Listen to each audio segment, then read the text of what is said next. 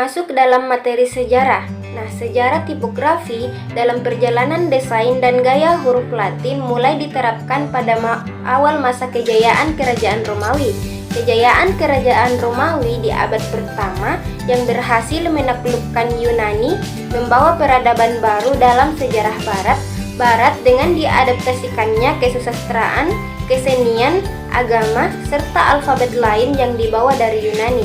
Pada awalnya, alfabet Latin terdiri dari 21 yaitu A, B, C, D, E, F, G, H, I, J, K, L, N, O, P, Q, R, S, T, V, dan X. Kemudian huruf Z dan Y ditambahkan dalam alfabet Latin untuk mengakomodasi kata yang berasal dari bahasa Yunani.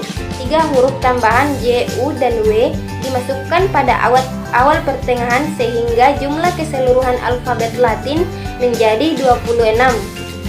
Nah, selanjutnya masuk pada materi pengertian tipografi.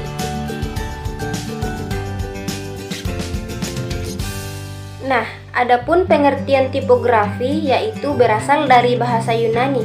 Menurut para ahli, salah satunya Darmadi, tipografi adalah sebuah karya seni penggunaan jenis huruf. Selanjutnya, menurut Roy Brewer, tipografi memiliki pengertian luas yang meliputi sebuah penataan dan pola halaman atau setiap barang cetak.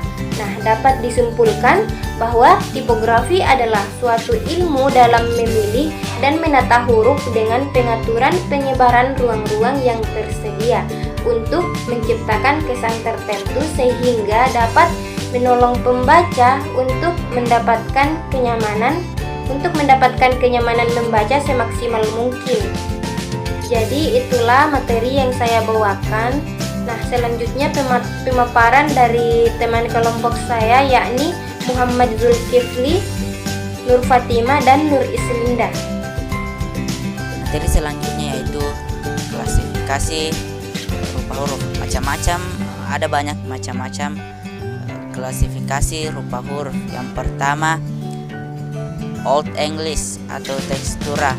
Yang kedua, humanis. Yang ketiga, Old Style. Yang keempat,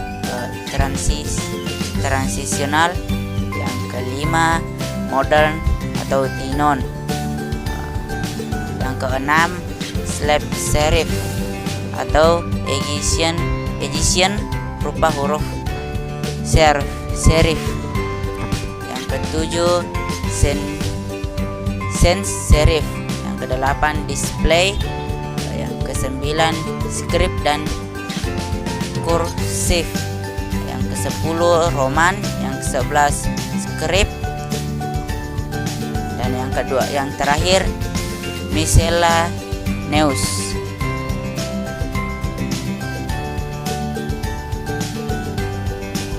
Nah, selanjutnya materi selanjutnya jenis-jenis tipologi. Yang pertama, huruf serif. Yang kedua, huruf sans serif. Ketiga, huruf blok. Yang keempat, huruf dekoratif. Yang kelima, huruf script. Yang keenam, huruf black letter. Yang ketujuh, yang terakhir, huruf grafik. Materi selanjutnya yaitu elemen penting tipografi. Yang pertama, huruf teks. Pemilihan huruf teks menjadi elemen penting dalam tipografi yang harus diperhatikan.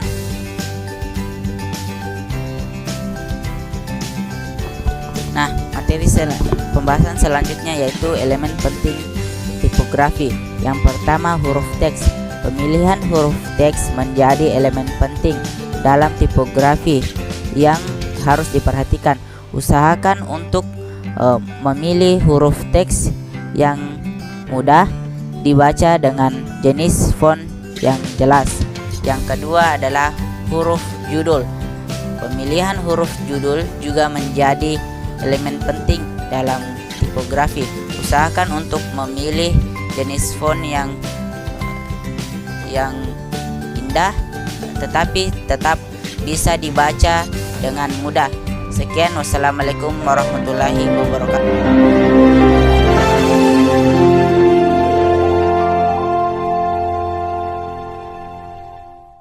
Bismillahirrahmanirrahim. Assalamualaikum warahmatullahi wabarakatuh. Perkenalkan, nama saya Nur Fatima, NIM 19100 063, Prodi Pendidikan Agama Islam. Di sini saya sebagai pemateri ketiga yang akan membahas materi terkait dengan prinsip tipografi dan anatomi tipografi. Baiklah, langsung saja. Prinsip-prinsip tipografi.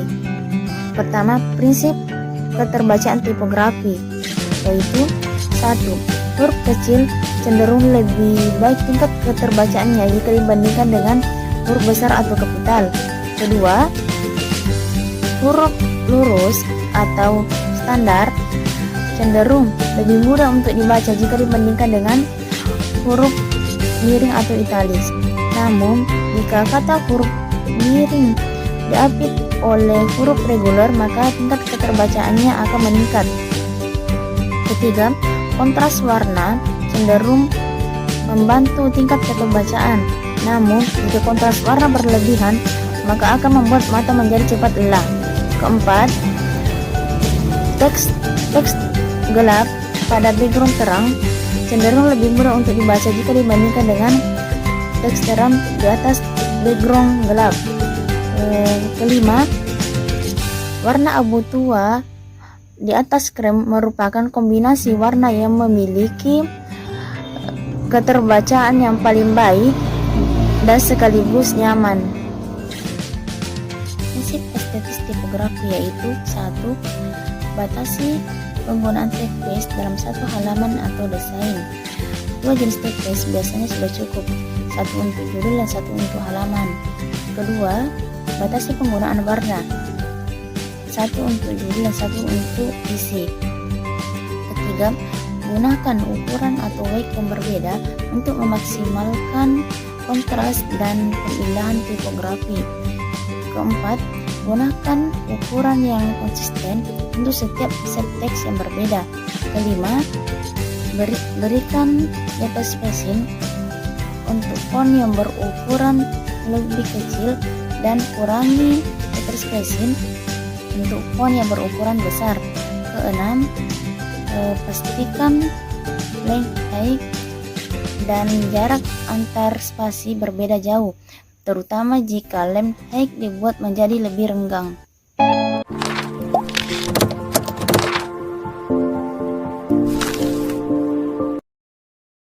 Selanjutnya kita masuk pada materi anatomi huruf tipografi.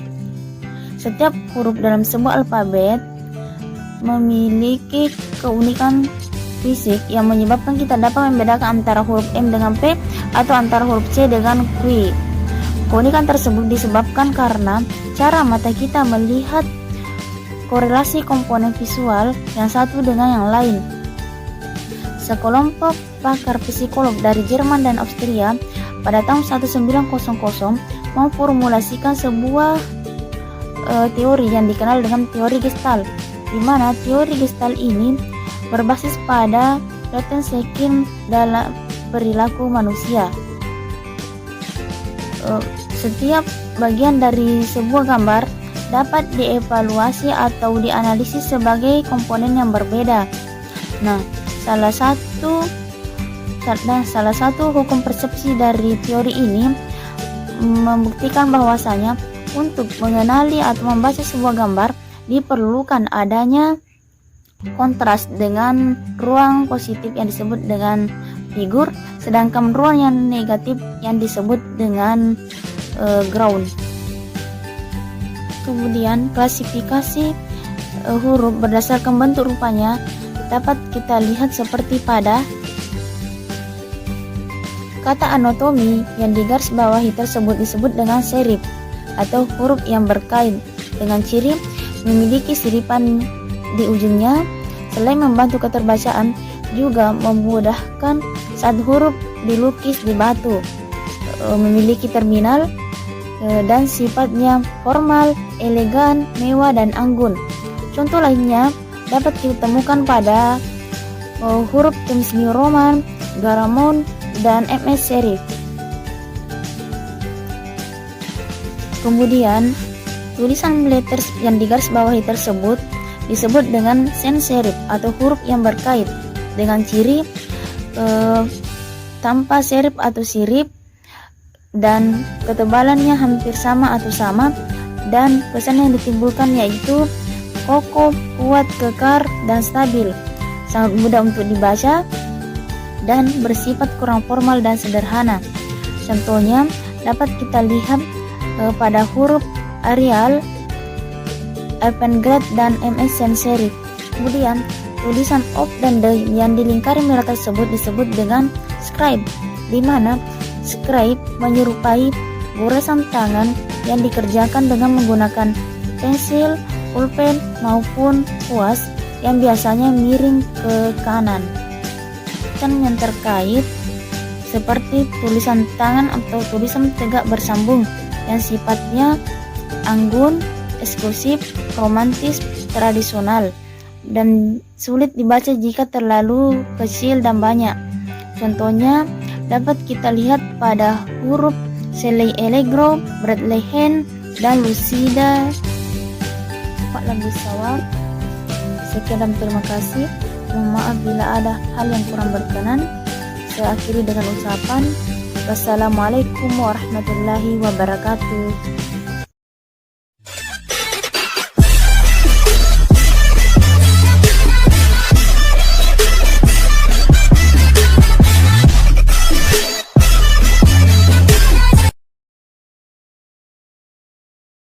Oke, kali ini saya akan memaparkan materi parameter tipografi yang terbagi menjadi 4, yaitu tipe face, font tipe face, kategori tipe face, dan tipe style atau gaya varian huruf.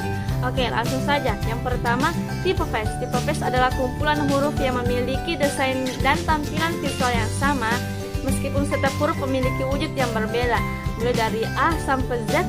Contoh macam-macam tipe face antara lain yaitu mulai dari Times New Roman, Arial, Verdana, dan lain-lain.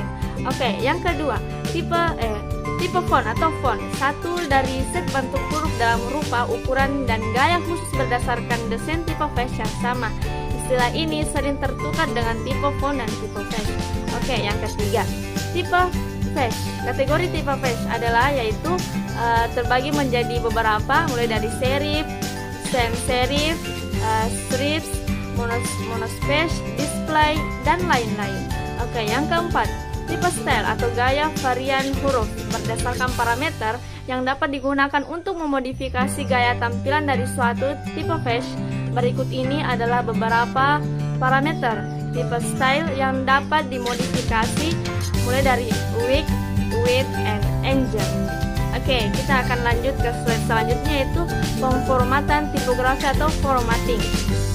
Yang pertama itu letter spacing atau spasi huruf adalah jarak sampai antara huruf dan membentuk suatu kata yang memberikan jarak lebih pada ukuran huruf kecil dan akan membantu keterbacaan. Selain itu, huruf kecil dengan spasi yang lebih besar akan tampak lebih rapi dan elegan.